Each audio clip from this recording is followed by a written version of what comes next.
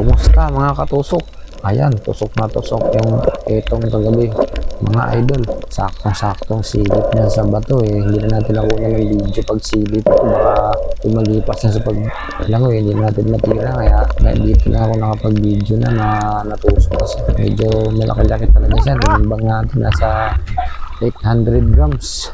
First time mga idols mula nung nagsama-sama ko sa mga tropa dito ng ganito kalaki. First time. At dito mga katusok, kasi sinigurado na natin baka makawala pa. Pinasok muna natin sa galon bago tinanggal sa pana. Minsan lang to, baka makawala pa. At maraming salamat mga idol sa panonood sa ating video. At kung nagustuhan mo yung video na to, paki-like na rin mga idol. At kung gusto mong i-share, pa-share na rin. Maraming salamat. God bless.